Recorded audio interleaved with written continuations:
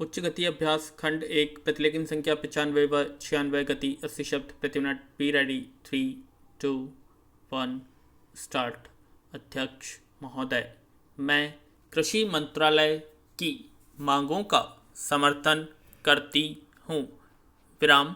इसके साथ ही मैं यह भी कहना चाहती हूँ कि सदन के सदस्यों को बोलने में बहुत कठिनाई होती है। विराम। कई माननीय सदस्य 4 बार बोल चुके हैं। 4। अब अगर किसी महिला को मौका मिला है तो उनको तो सहानुभूति होनी चाहिए। पैरा।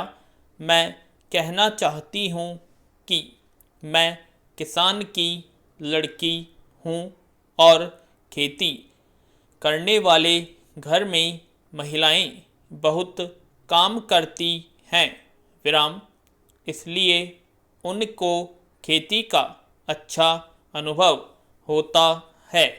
हमारे देश में कम से कम वही होना चाहिए। विराम। कम खेती करने वाले घरों में महिलाएं ज़्यादा काम करती है, उनको हर सुविधा होनी चाहिए। विराम। हमारे मध्य प्रदेश में इस वर्ष पानी बहुत कम बरसा है। वर्षा बहुत कम हुई है।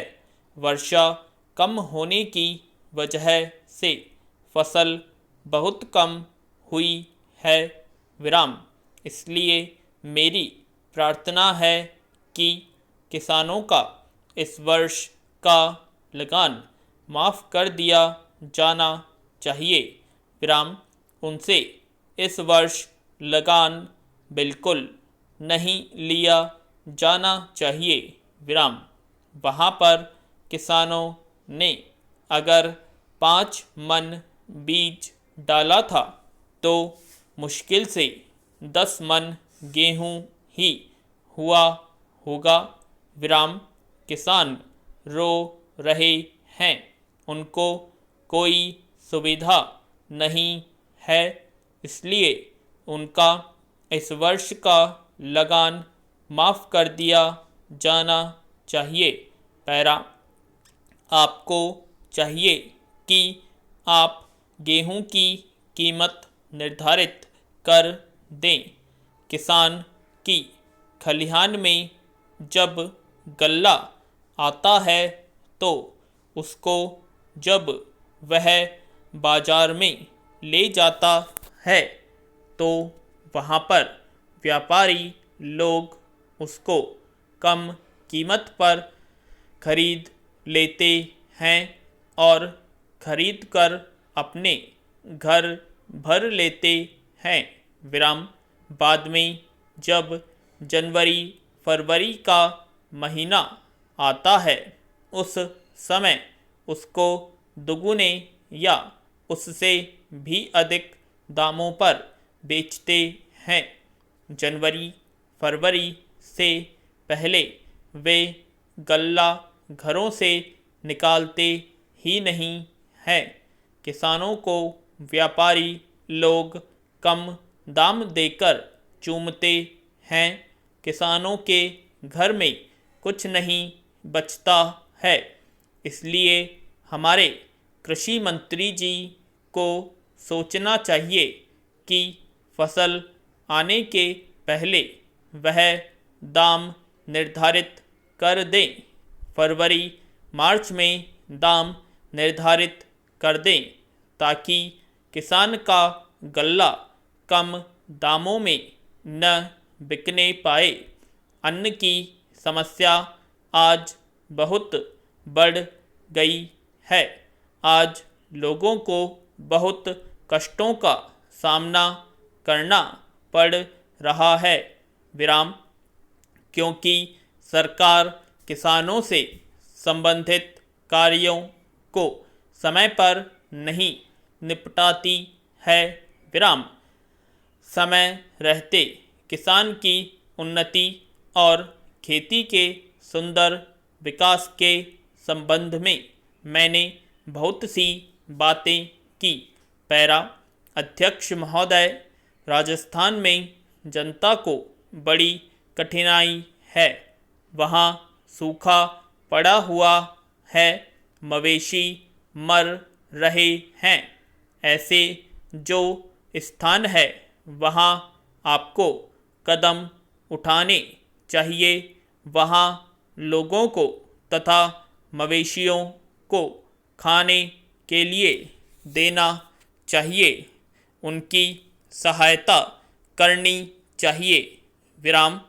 अगर आपने शहरों का ही ध्यान रखा और देहातों की समस्या व किसान की समस्या को हल नहीं किया तो भविष्य में बड़ा संकट पैदा हो सकता है। विराम। जब मैं अपने क्षेत्र में कार्य करने के लिए जाती हूँ तो जिन लोगों ने वोट दिया होता है और जिन्होंने नहीं भी दिया होता है, वे भी शिकायत करते हैं कि जब वोट का समय आता है तब तो आप कहती हैं कि लगान माफ़ होगा, गल्ला सस्ता होगा, गाय भैंस के लिए घास का प्रबंध होगा, लेकिन हो तो कुछ भी नहीं रहा है। विराम। अंग्रेज़ों से जब हमने राज प्राप्त किया था उस समय नारा लगाते थे कि लगान माफ़ होगा, नहरें खोदी जाएंगी, गाय भैंस के लिए घास का इंतजाम किया जाएगा, लेकिन कुछ नहीं हुआ। विराम। लगान भी दुगुना बढ़ गया है।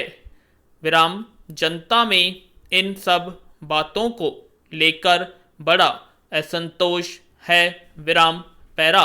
हमारे मंत्री महोदय जब जिले का या प्रांत का दौरा करने जाते हैं तो रेस्ट हाउस में जाकर ठहरते हैं।